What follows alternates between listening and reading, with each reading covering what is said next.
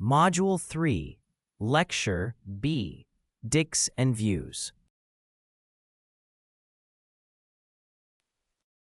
By the end of this lecture, you will be able to construct dictionaries using dict from mappings, keyword arguments, and key-value iterables. Use dictionary view objects with other built-ins to filter, transform, and inspect mapping data. And apply built-ins such as len, sorted, and list to dictionaries and their views to achieve common tasks. Building dicts. Keyword argument dicts. When you start working with dictionaries, creating them using keyword-style arguments is a convenient approach. You give each piece of data a short, descriptive name, which becomes the key, and directly assign its value. This is especially intuitive for simple items like user profile fields or product attributes, because the resulting dictionary is easy to read and understand. Thinking in terms of named parameters naturally connects to the idea of key-value pairs, which helps keep your code and explanations clear. Keyword argument dictionaries are useful for representing small records with fixed fields, such as a student's enrollment details or visualization settings. They promote clear, self-explanatory names, which makes the data structure easier to read and understand. This style also matches how many libraries accept configuration data, so it simplifies creating, organizing, and passing related parameters when setting up systems or tools.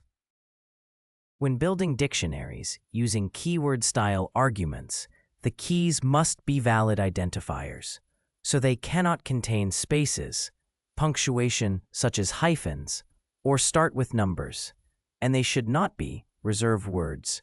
This approach is best when you have simple, predictable keys, such as user preferences or metadata that you define yourself.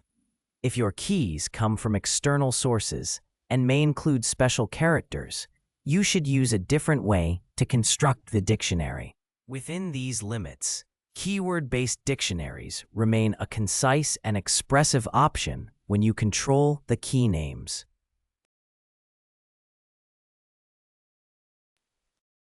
Python code.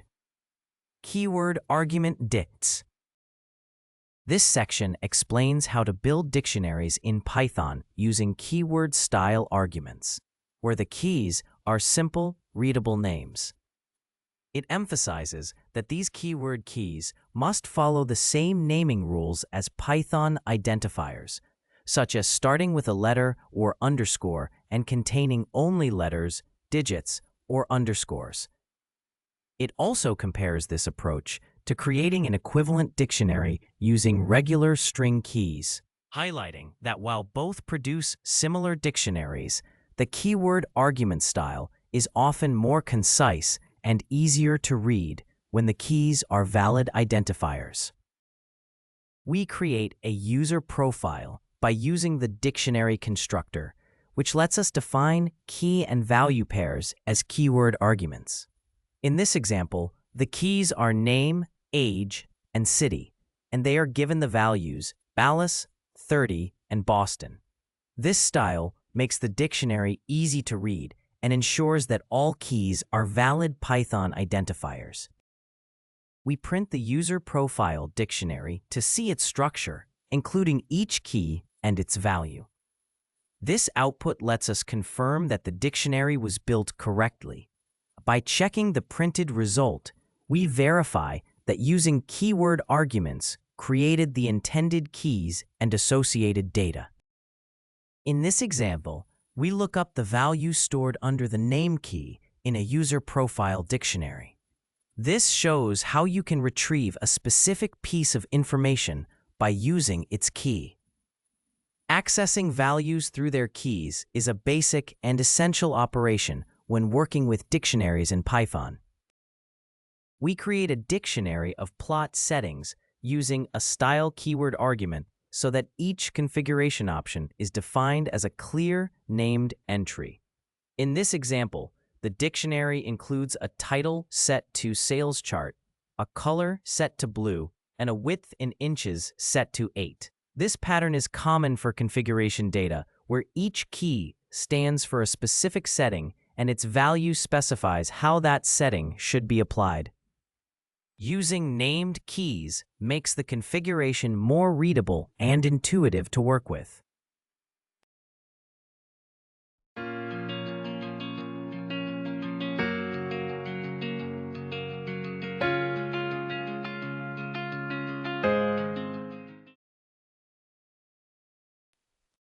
We print the plot settings dictionary so we can see its structure and contents. This shows how the keys and values are organized using clear configuration style names such as title, color, and width in inches. Viewing the dictionary in this way makes it easier to understand what each setting controls and to adjust the plot configuration as needed. This example shows that when you create a dictionary using keyword-style arguments, the keys must be valid Python identifiers, so they cannot include spaces or hyphens. To contrast this, we build a regular dictionary using string keys that do contain spaces and hyphens. In that dictionary, one key is plot title with the value monthly sales, and another key is line color with the value green. These keys work only because they are plain string keys, not keyword argument keys, which would reject them as invalid. The code prints a regular dictionary that uses string keys, which allows more flexible naming than dictionaries built from keyword arguments. In this dictionary, keys can include spaces and hyphens, which are not allowed when using keyword-style definitions. Printing it lets us compare its structure and readability with dictionaries created using keyword arguments. This script shows how to build dictionaries in Python using keyword-style arguments, emphasizing that this approach is readable, but only works when the keys are valid identifiers. It creates a user profile with keys like name, age, and city, and a plot settings dictionary with keys such as title, color, and width, then prints them to reveal their structure. The script then contrasts this with a standard dictionary that uses string keys, which can include spaces and hyphens, as in keys for plot title and line color. Overall, it highlights both the convenience and the limitations of using keyword arguments compared with regular string keys when creating dictionaries. Key Value Dicts. To build a dictionary efficiently, start from an iterable collection of key and value pairs instead of defining each pair one by one. Many datasets already come as pairs, such as student IDs with grades or product codes with prices. When you pass these pairs into the dictionary constructor, it automatically uses the first element of each pair as the key and the second as the value. This approach is especially useful for turning rows from files or database results into a structure that supports fast lookups by key. Thinking in terms of key-value pairs helps you understand why dictionaries are so useful as final data structures in many tasks. For example, survey identifiers and scores, airport codes and names, or course codes and titles can all be turned into dictionaries. Once converted, you can quickly look up any value by its key instead of searching through a list. The dictionary constructor automates this transformation, creating a structure optimized for fast access to the information you need. Building dictionaries from key-value pairs works well with data transformation tasks. You can filter records based on conditions, then convert the results into a dictionary, or clean raw data by pairing sensor names with processed readings. You can also combine multiple data sources by zipping keys and values together before creating the dictionary. This approach produces a structure with clear associations and fast lookup, making the data easier to manage and extend as your program grows.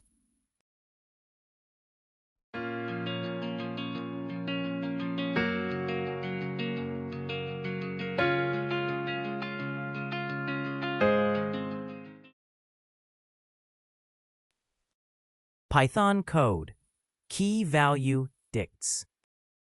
This lesson shows how to build dictionaries from different kinds of key value pair collections. You will see pairs represented as lists, as tuples, and as sequences combined with the zip function.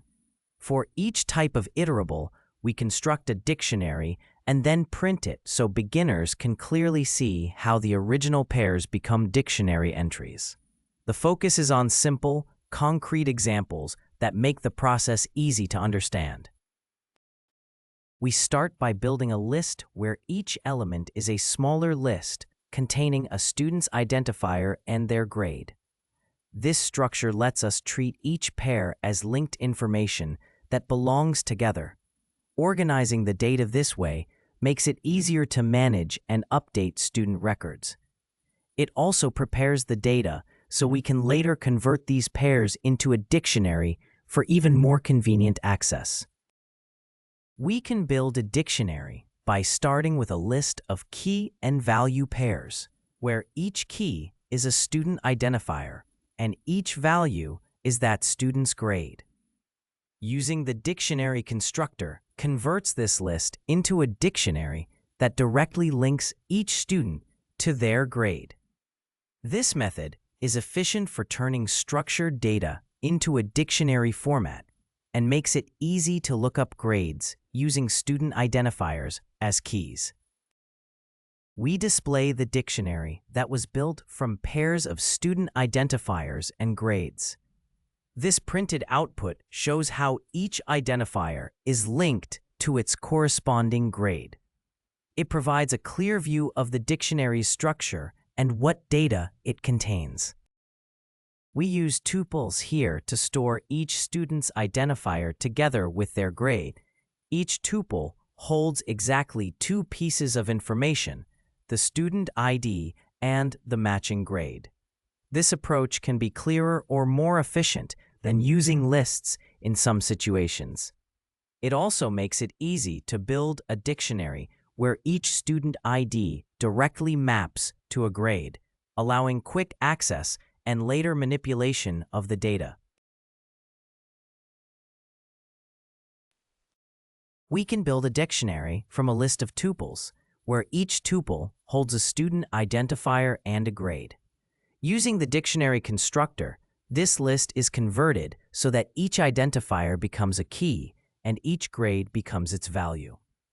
The result is a dictionary that directly pairs every student ID with the correct grade for easy lookup. We now look at the dictionary created from tuples that pair student identifiers with their grades. This dictionary shows how each student ID is linked to its corresponding grade. It confirms that the tuple pairs were successfully converted into a dictionary structure. In other words, the mapping from each student to their grade is now stored and organized in dictionary form. We begin by creating a list of airport codes where each item is a short string that uniquely identifies an airport, such as JFK, LAX, or ORD. These codes serve as unique labels for specific airports.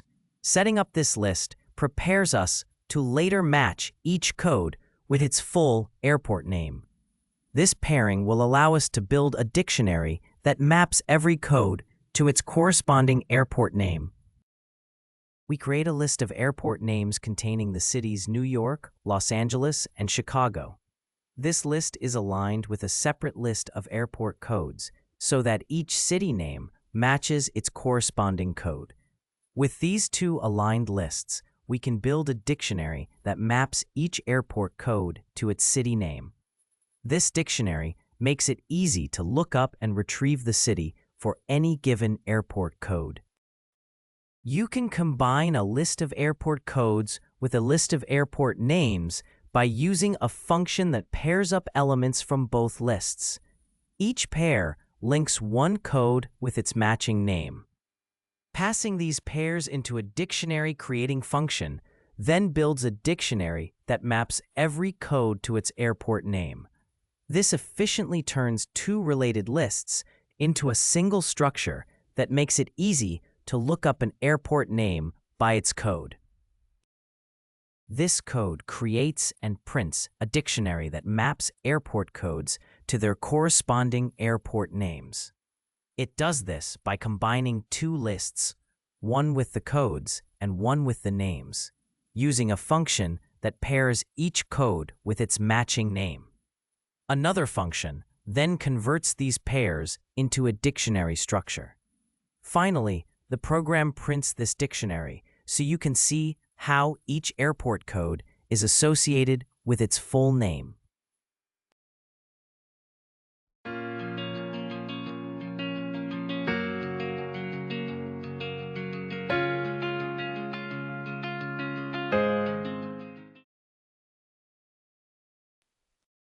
This script shows how to build dictionaries in Python from different kinds of key-value pair collections. It first creates a dictionary from a list of lists, where each inner list holds a student identifier and a grade, producing a mapping from each student to their grade.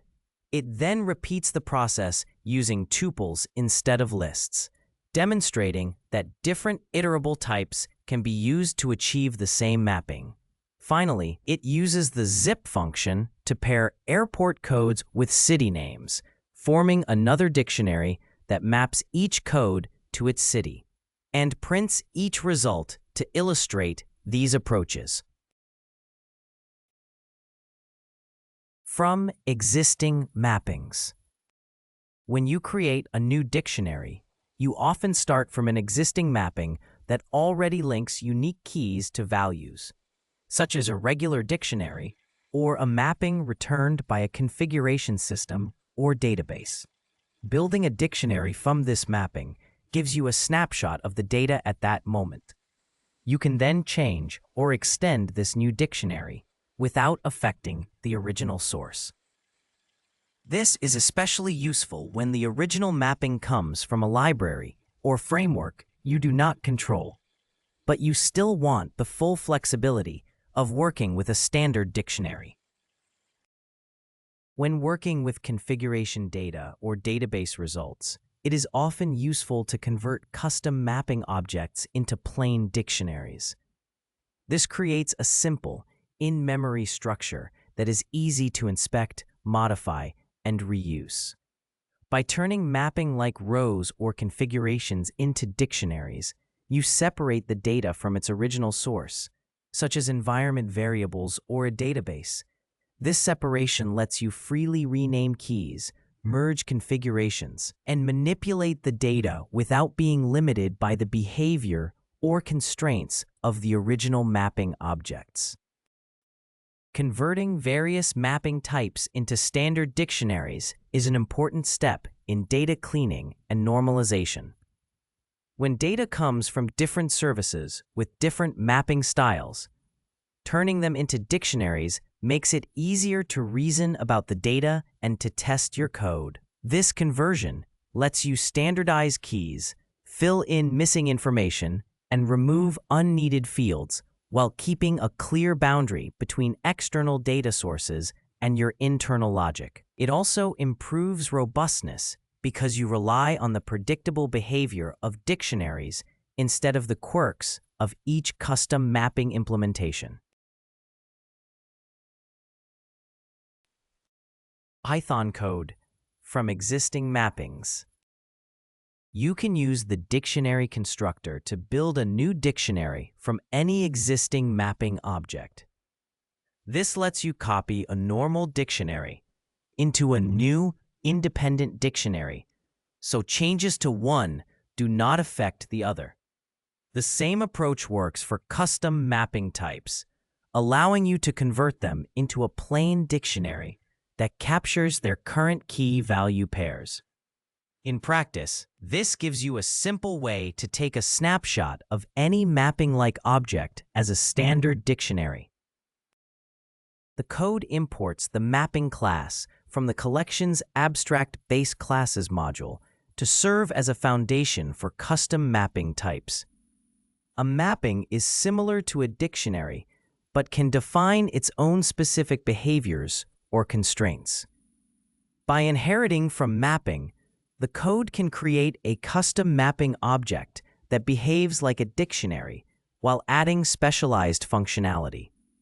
This allows developers to design flexible, dictionary-like structures tailored to their needs.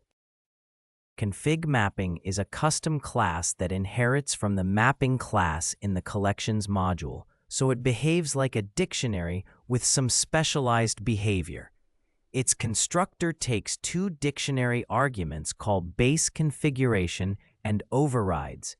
Inside the class, the base configuration is stored as one instance variable, and the overrides are stored as another. This design lets the class represent configuration settings, where the base configuration holds default values, and the overrides specify changes to those defaults.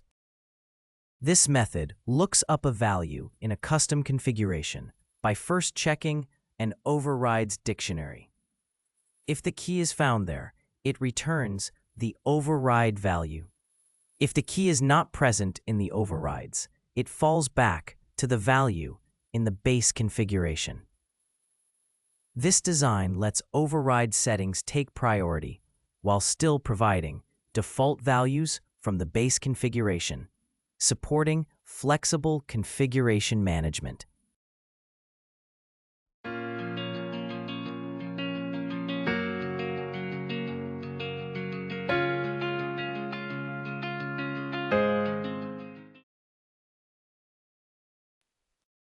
This method defines how to loop over the keys in a custom mapping. It builds a set of keys by combining those from the base configuration with those from the overrides, so every unique key from both sources is included. It then returns an iterator over this combined set, allowing the mapping to be used in loops or any other context that iterates over its keys. This method finds how many unique keys exist in a custom mapping. It does this by forming a set that combines all keys from both the base configuration and the overrides. Any key that appears in either source is included in this combined set. The method then returns the size of that set, which is the total number of distinct keys in the mapping. We begin by creating a configuration dictionary called base that stores three main settings. It specifies the server address as localhost, sets the connection port to 8000, and turns debugging off by setting the debug option to false. This dictionary acts as the default configuration, which can later be changed or overridden elsewhere in the program as needed. We create a configuration dictionary named overrides that contains one setting. The port number is set to 8080. This dictionary is used to supply specific configuration values that can replace the default ones. By doing this, we can adjust important settings like the port without changing the original base configuration. This approach keeps the main settings stable while still allowing flexible customization when needed. We create an instance of a custom class called config mapping to manage configuration settings. It is initialized with one dictionary that holds the default values and another that contains any values that should override those defaults. When both are provided, the override values take precedence, effectively updating or replacing entries from the base configuration. This approach lets us adjust configuration settings dynamically while still relying on a clear set of defaults. We create a new dictionary by passing the custom mapping object into the dictionary constructor, which takes a snapshot of all current key-value pairs. This means the new dictionary captures the mapping exactly as it is at that moment. The result is an independent copy that will not change if the original mapping is modified later. This approach is useful when you need a stable, unchanging view of the data.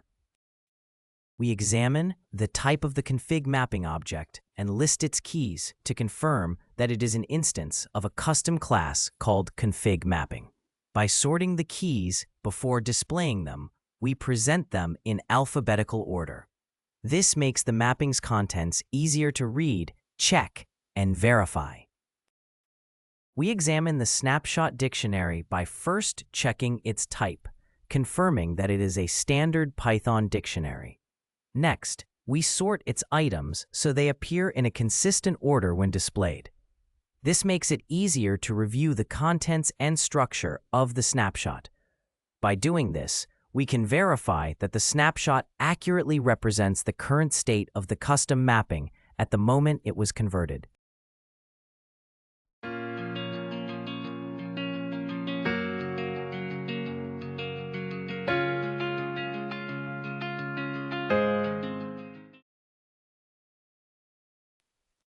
The code sets the debug option in the base configuration dictionary to true, directly changing the underlying data.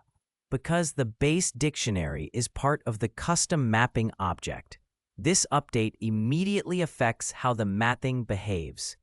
Any later access to the debug setting through the mapping will now show the new value.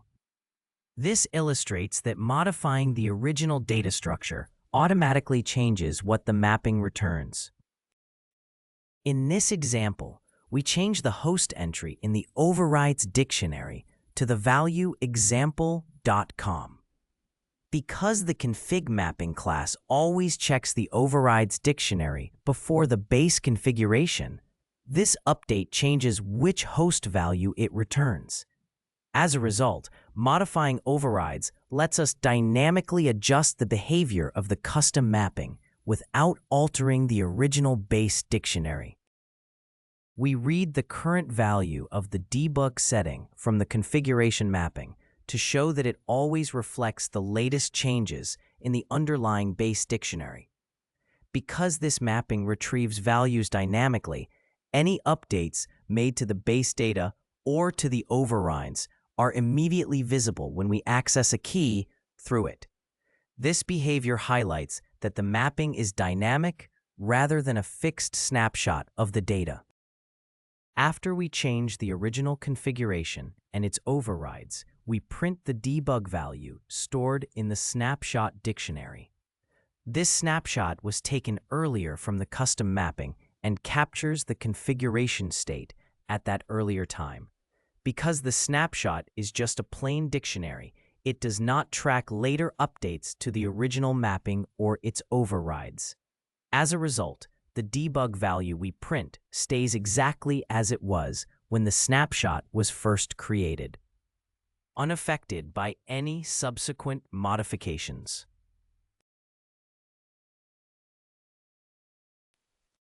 This script shows how creating a dictionary from a mapping object produces a fixed snapshot, while the original mapping can stay dynamic.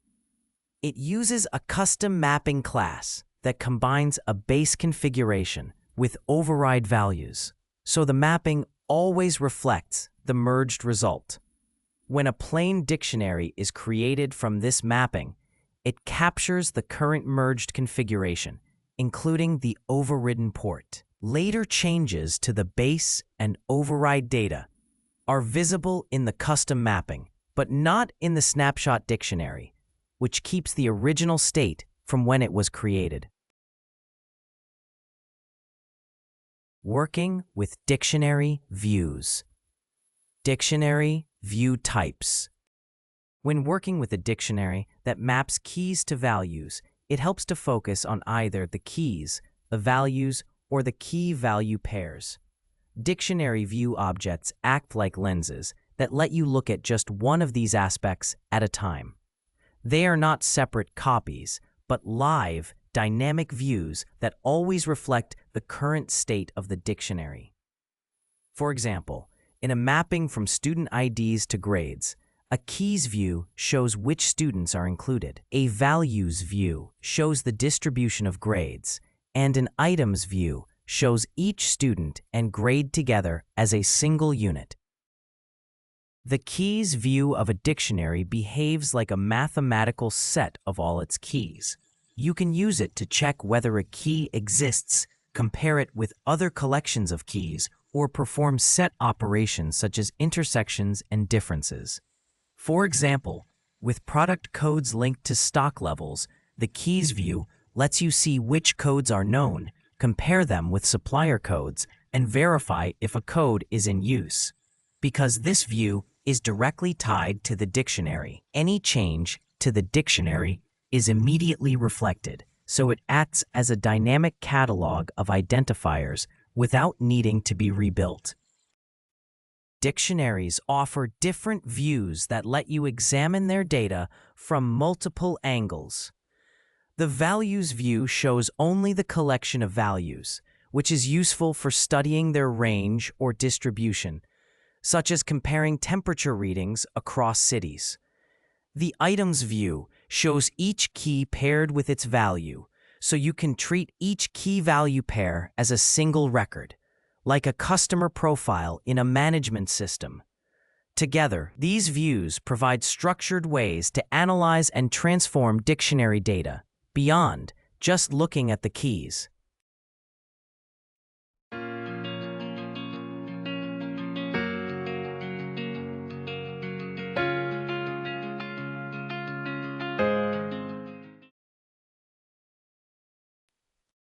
Python code, dictionary view types. Use a simple warehouse stock example to show how dictionary view types work. Present the keys view as the list of product names, the values view as the list of quantities, and the items view as pairs of each product with its quantity. Emphasize that these views are just different perspectives on the same underlying data. When the original dictionary changes, such as when stock levels are updated, all of these views automatically reflect the new information. We create a dictionary called warehouse stock that links each product code, such as A100, to an integer showing how many units are available. In this example, product A100 has 25 units, B200 has 40, and C300 has 10. Using this structure makes it easy to track and manage inventory levels for different products in a warehouse. From the warehouse stock dictionary, we can view all product codes by accessing its keys, and we can view all stock counts by accessing its values. We can also view the items, which show each product code paired with its stock count, giving a complete picture of the dictionary. These key, value, and item views are dynamic, so any change to the dictionary is automatically reflected in them without creating separate copies. We begin with a dictionary that maps product codes to their stock counts, giving a snapshot of warehouse inventory. The keys view shows all product codes being tracked, while the values view shows the corresponding stock quantities. These views are dynamic, so any changes to the dictionary are automatically reflected in the keys and values they display. This line displays the items view of the dictionary, which shows each product code paired with its stock count. It lets you see keys and their corresponding values together. In other words, it provides a complete view of every entry in the dictionary at once. We add a new product with code D400 and a stock count of 15 to the warehouse stock dictionary to show how dictionary views work. The views for keys, values, and items automatically update when the dictionary changes. This means they are live representations of the dictionary, not fixed copies. Any modification to the original dictionary is immediately reflected in these views. We print the updated warehouse dictionary to show that it has changed after adding a new product. The keys view now includes the new product code, demonstrating that it always reflects the current set of keys. The values view shows the updated stock counts, confirming that it also changes automatically when the dictionary is modified. Together, these views act as live windows into the dictionary's data, not fixed copies.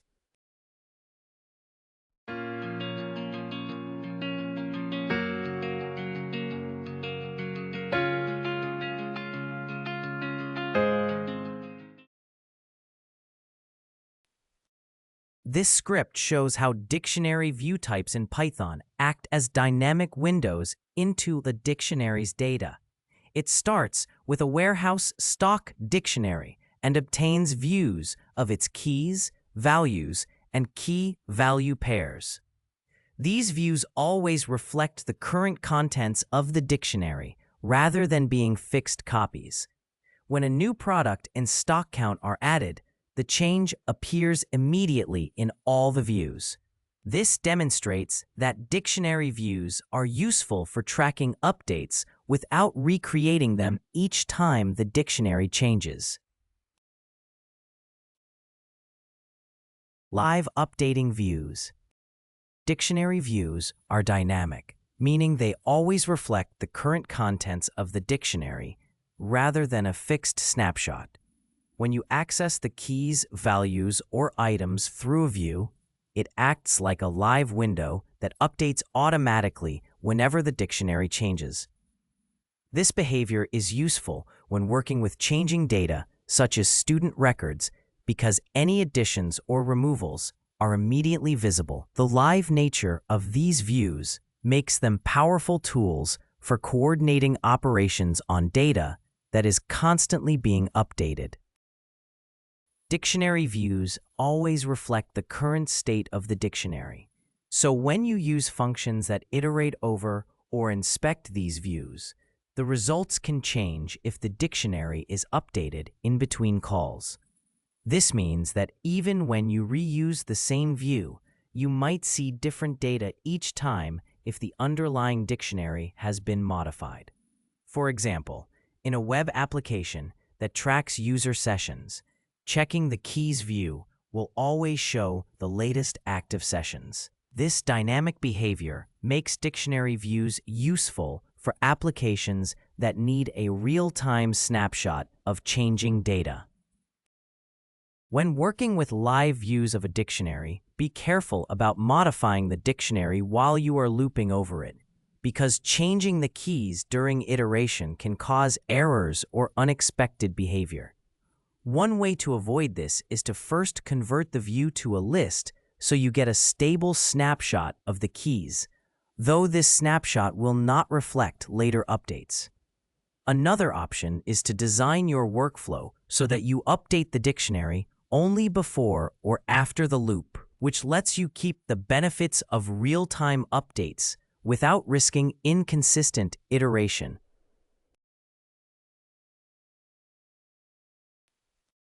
Python code. Live updating views. This section demonstrates how dictionary views update live using a simple inventory example. It explains that the keys view of a dictionary automatically reflects any changes made to the inventory, such as adding or removing items, without needing to recreate or copy the view. It then contrasts this behavior with a fixed list of keys that was created earlier, which does not change when the dictionary is updated. The goal is to highlight the difference between a dynamic keys view and a static snapshot of the keys. We create a dictionary that stores the counts of different fruits, such as apples, bananas, and oranges. From this dictionary, we obtain a live view of its keys using the keys method, which means any changes to the dictionary's keys are immediately reflected in this view. We then convert that keys view into a regular list, which captures the keys at that specific moment. Unlike the live view, this list does not update if the dictionary is changed later. We first print the current keys of the inventory using a live view that always reflects the dictionary's latest state, showing how it updates automatically as the dictionary changes. Then we print a separate list of keys that was created earlier, which stays fixed and does not change even if the dictionary is modified later. Finally, we print the entire inventory dictionary to show its initial contents, giving us a clear starting point for comparing any later updates. When we add a new item, such as pears with a quantity of 4, the inventory dictionary is updated in place, and any live view of its keys immediately shows this new entry. When we then remove another item, such as bananas, the dictionary is again changed in place, and the live view no longer includes bananas. These actions illustrate that dictionary views automatically stay in sync with the underlying dictionary without needing to be recreated or copied.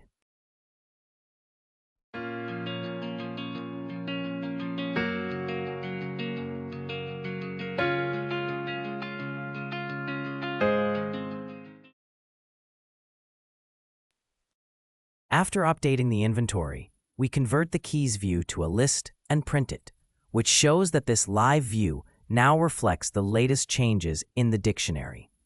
We then print the original keys list, which stays the same because it was captured before the updates and does not change afterward. Finally, we print the updated inventory dictionary itself to display the current items and their quantities. We now check how many keys are in the inventory dictionary by taking the length of its keys view. This keys view is live, meaning it always reflects the current set of keys in the dictionary. If items are added or removed from the inventory, the keys view changes automatically. As a result, the length of this view always matches the current number of keys in the dictionary.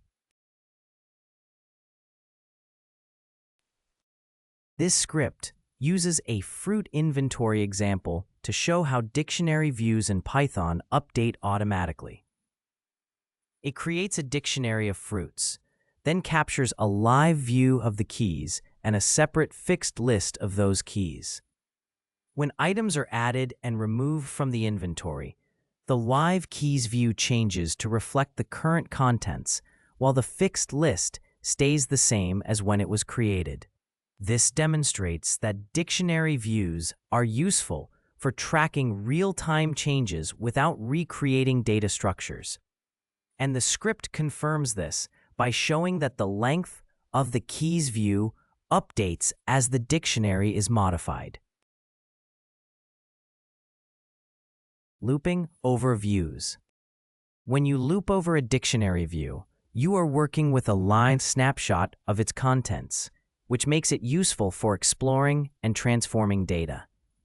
Iterating over the keys lets you focus on identifiers, such as when checking if certain items exist or comparing different datasets.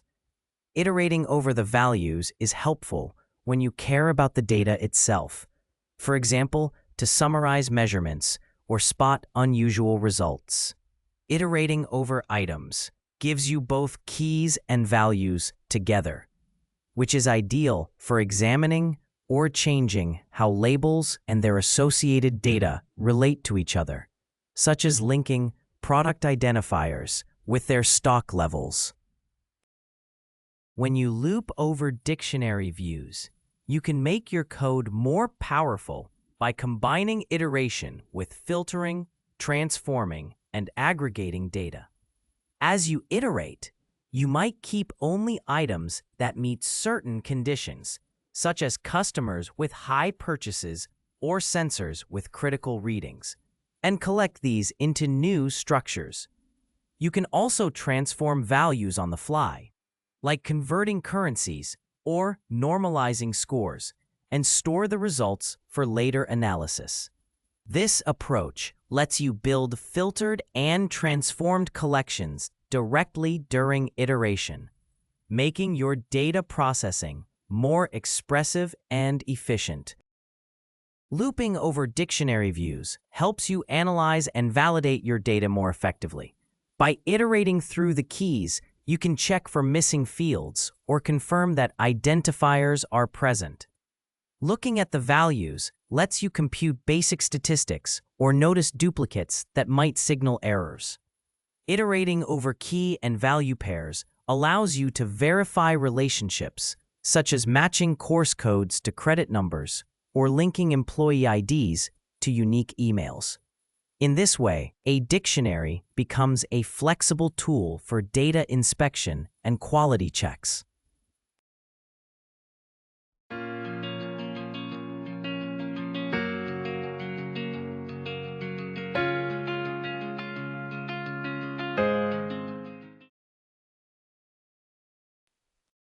Python code. Looping over views. This section focuses on how to work with dictionary views by looping over keys, values, and key-value pairs. It shows how you can filter and transform the data while you iterate, so you only keep or modify the parts you need. The goal is to make it easier to picture how these dictionary views behave during simple iteration tasks and how they support common data processing patterns. We create a dictionary that links each city name to its daily rainfall in inches. In this example, the dictionary stores rainfall amounts for Boston, Denver, and Miami. Each city is paired with a specific rainfall value. This structure makes it easy to look up and work with the rainfall data for these cities in later steps. We first print a short message to signal that we are about to list the cities recorded for today. Then, we loop through the dictionary's keys, which represent the city names. For each city, we print its name with a dash in front of it. This makes each city stand out as a clear label, so it is easy to see which locations are included in the dataset.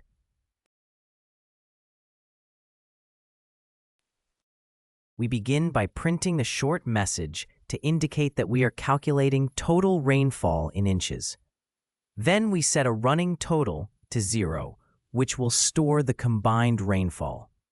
We loop through all the rainfall values in the dictionary, adding each one to this running total. After processing all the cities, we print the final total, which represents the accumulated rainfall in inches. We begin by printing a message that we are listing cities with heavy rainfall, then create an empty dictionary to store only those cities that meet our criteria. We loop through each city and its rainfall amount, and for each one, we check whether the rainfall is greater than 1 inch. If it is, we add that city and its rainfall amount to the heavy rain dictionary. At the end, we print each selected city along with how much rain it received, highlighting the locations with significant rainfall. We take rainfall measurements given in inches and convert them to millimeters for each city in a dictionary. For every city, we multiply the rainfall in inches by 25.4, which is the standard conversion factor. We then round the result to 1 decimal place to keep the values easy to read. Finally, we output each city with its rainfall in millimeters so we can clearly see the converted data. This script shows how to work with dictionary views in Python using a rainfall example. It first lists city names from a dictionary that maps each city to its daily rainfall, then computes the total rainfall by summing all the values. It next filters out only the cities with more than 1 inch of rain and stores them in a new dictionary. Finally, it converts all rainfall amounts from inches to millimeters, rounding to 1 decimal place, and prints the results. Overall, It demonstrates how to access keys, values, and key value pairs while performing simple filtering and data transformation. Core built-ins with Dicts. Measuring dictionary size. When working with dictionaries, it is often important to know their size, meaning how many key value pairs they contain. A built-in counting function, which also works for other containers like lists and sets, returns the number of distinct keys in the dictionary at that moment. This matters because dictionaries can change as keys are added, updated, or removed. For example, in an online store where each product ID is a key, the dictionary size tells you how many unique products you are managing. Knowing this count is often more useful for understanding data scale and operation complexity than the specific values stored. When measuring the size of a dictionary, what matters is how many key value pairs it has, not how complex each value is. A dictionary with 10 keys pointing to large, detailed records is still smaller, in this sense, than one with 1,000 keys pointing to simple values. This is important for understanding memory use and performance, because operations like looping over the dictionary depend mainly on the number of keys. In data analysis, knowing how many entries you have, such as country codes linked to economic data, helps you estimate the cost of operations even when each entry contains a lot of information. The same size measuring function you use on a dictionary also works on its dynamic views of keys, values, or items, and always returns the same count because they all reflect the same set of key value pairs. This consistency makes it easier to manage subsets and transformations of your data. For example, you can filter the keys view to focus on active product categories and see how many are in a promotion, or build a new dictionary from items that meet certain conditions, such as customers with outstanding balances, and measure its size to understand the scope of follow-up actions.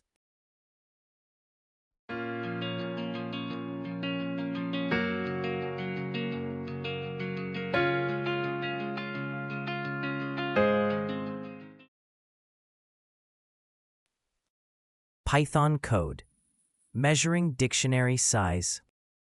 Use the length function to clearly show how many items a dictionary contains. Compare the reported size before and after you add or update entries so listeners can hear how the length changes. Also, apply the length function consistently to dictionary views, such as the collections of keys or values, to demonstrate that it measures the number of elements in those views as well. We create a dictionary called inventory to store stock counts for products such as apples, bananas, and oranges, each with an initial quantity. We then display the entire inventory to show its starting state. After that, we use a function that returns the number of key value pairs in the dictionary, which tells us how many different products are being tracked. Finally, we print this count to show the current size of the inventory. In this example, we work with a dictionary that represents an inventory of products. We add a new product, pears, with a stock of 4 to show how to insert a new key and value. Then we change the quantity of apples to 12 to demonstrate updating the value for an existing key. After making these changes, we display the inventory to confirm the updates and use the length function to find how many different products or keys the inventory currently contains. We remove the bananas entry from the inventory dictionary using a delete operation, which completely takes out that key and its value. Then we display the updated inventory to show the new contents after this removal. Finally, we use a length function to find and print how many products remain in the inventory. which now reflects the smaller size after deleting bananas. We can inspect a dictionary by using methods that return views of its contents. The keys method gives a dynamic view of all keys. The values method gives a view of all values, and the items method gives a view of all key and value pairs. These views automatically reflect any changes made to the dictionary. We can use the length function on each view to find how many elements it contains, and the results will match, since the number of keys, values, and key-value pairs is always the same as the current size of the dictionary.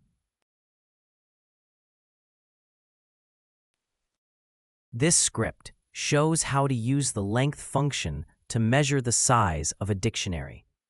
It starts with an inventory of 3 products and reports how many items it contains. After adding a new product and updating an existing one, it displays the revised inventory and the new total. It then removes a product, showing the smaller inventory and reduced count. Finally, it demonstrates that the length function gives the same size when applied to the dictionary itself, as well as to its keys, values, and items views, confirming consistent behavior across all of them. Sorting dict keys items. When working with dictionaries, it is often important to sort their keys or items so the data appears in a clear, logical order. For example, a dictionary that maps product IDs to stock levels will not be ordered by default. By sorting the keys alphabetically or numerically, you can create an ordered sequence that is easier to use in loops, menus, or reports. This sorting is done on a separate sequence, so the original dictionary remains unchanged and efficient for fast lookups. Sorting a dictionary's items, which include both keys and values, lets you organize the data in useful ways without changing the original dictionary. You can sort by keys, such as student names, to get an alphabetical list, or sort by values, such as grades, to quickly see top performers. In a business context, you might sort regions by revenue to rank their performance. The result is a new, ordered sequence of key-value pairs that is easier to traverse and process, while the original dictionary stays optimized for fast lookups. Sorting dictionary keys and items is useful for creating ordered views of your data without changing the original structure. Instead of just using simple alphabetical or numeric order, you can sort by things like category, price, or timestamp while keeping related information together. This lets you build leaderboards, ranked lists, or other custom views that are tailored to a specific task. The dictionary remains efficient and easy to update, while the separate sorted sequence can be safely used in other parts of your program or shared with users. This clear separation keeps the dictionary as the main data source and treats sorted results as flexible projections of that data.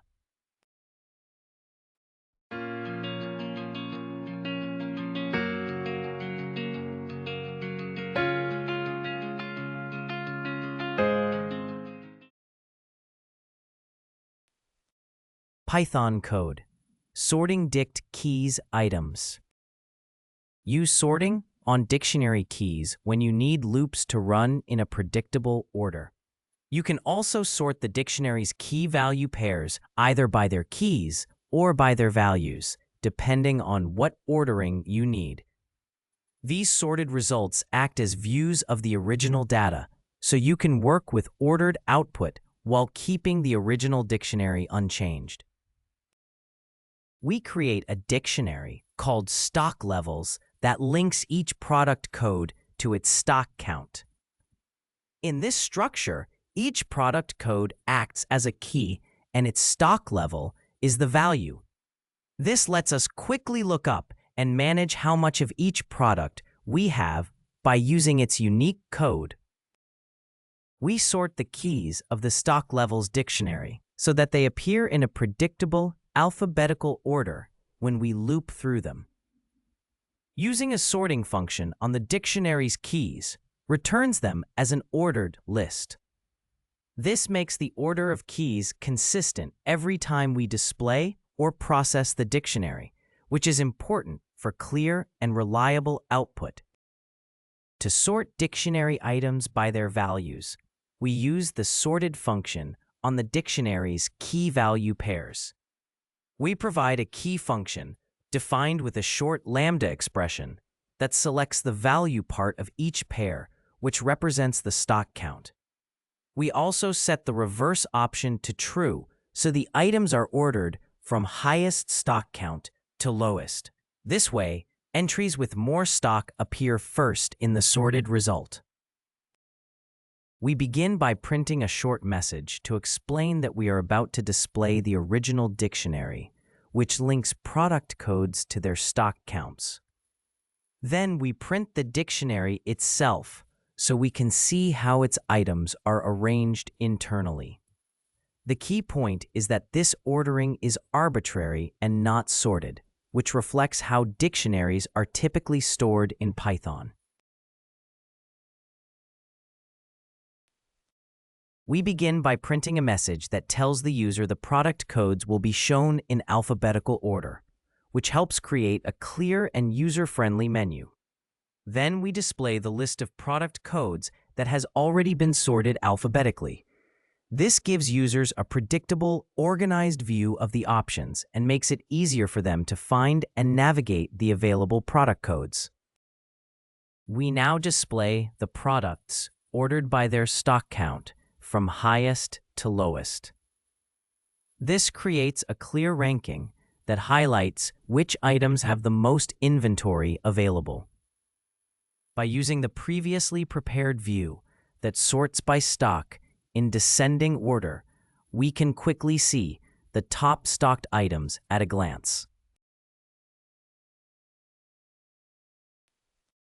This script works with a dictionary that stores warehouse stock levels using product codes as keys and their stock counts as values. It first prints the original dictionary, then sorts and displays the product codes in alphabetical order to give a clear, predictable listing. Next, it sorts the dictionary entries by stock count from highest to lowest so you can quickly see which products have the most inventory. Throughout these operations, the original dictionary data is not modified. Lists and sets from views. When working with dictionaries, it is often useful to convert their dynamic views into lists or sets. Dictionary views are lightweight and always reflect the current state, but many tasks need a fixed collection. For example, turning the keys view into a list gives you a stable snapshot of all question identifiers in survey data. This snapshot will not change even if the dictionary is updated later, which is important for consistent logging and reporting. Sometimes you care more about checking membership and uniqueness than preserving order. And this is where turning a dictionary's keys or values into a set is useful. Sets make it easy to see whether two datasets share identifiers or have unique items, such as comparing products in stock with products on backorder. They also help you count distinct categories, like departments in a directory or genres in a media library, because sets automatically remove duplicates. In short, converting dictionary data to sets is a quick way to find overlaps and unique elements, and to count how many different values you have. Converting dictionary views into lists or sets makes them easier to use with functions and libraries that expect those types. Many common patterns in Python assume data is in a list or a set, even if it originally comes from a dictionary. Doing this conversion clarifies the structure of your data and lets you perform tasks like statistical analysis, fast membership checks, random sampling, deduplication, or saving the data. This flexibility helps you adapt dictionary data for both simple checks and more complex workflows.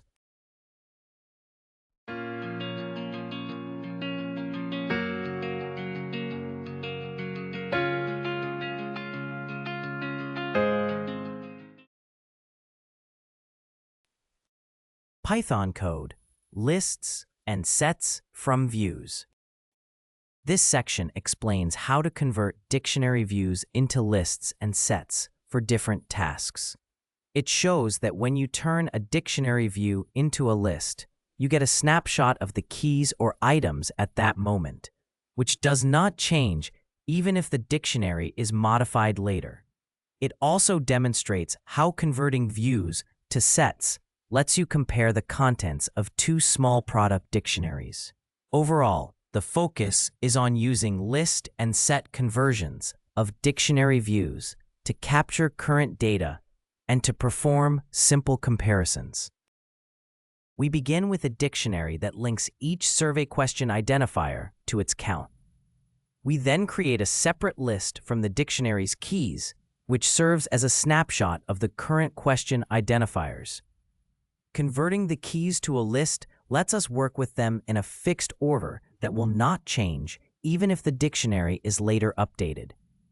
Finally, we print this list to display the captured set of question identifiers. We first take a snapshot of the dictionary's keys by converting them to a list. After that, we change the original dictionary by adding a new key and value, which shows that the dictionary itself can be updated. When we print the current keys of the dictionary, we see the new key included. However, when we print the earlier snapshot list, it still shows only the original keys, confirming that the snapshot does not change when the dictionary is modified later.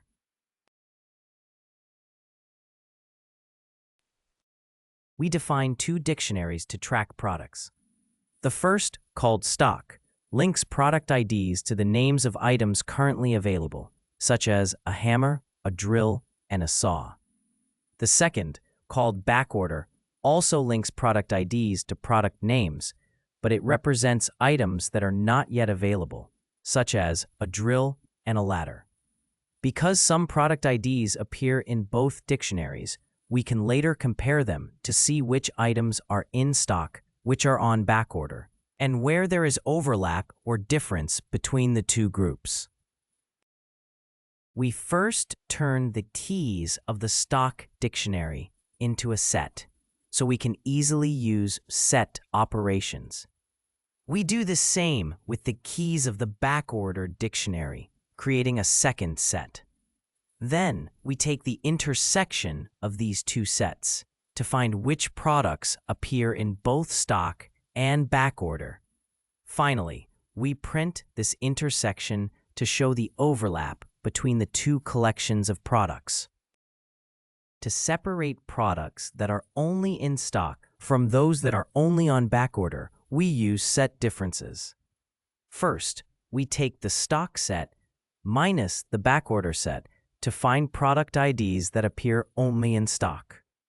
Then, we take the backorder set minus the stock set to find product IDs that appear only on backorder. Finally, we report these two groups of unique product IDs to show which products belong exclusively to each category.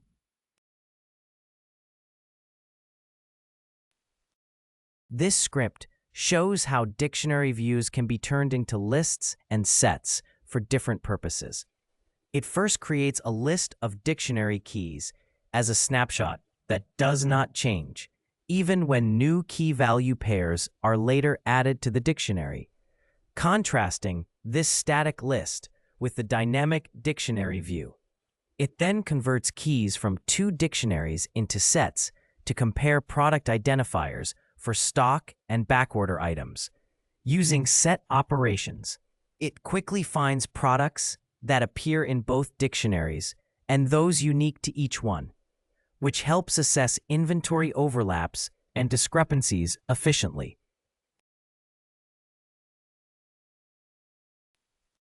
In this lecture, you learn to construct dictionaries using dict from mappings, keyword arguments, and key-value iterables.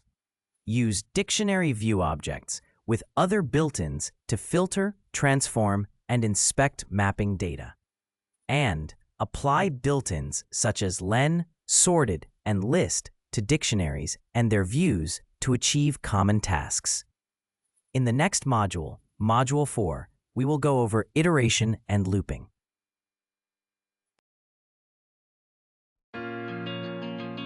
Thank you for your attention. See you all in the next lecture.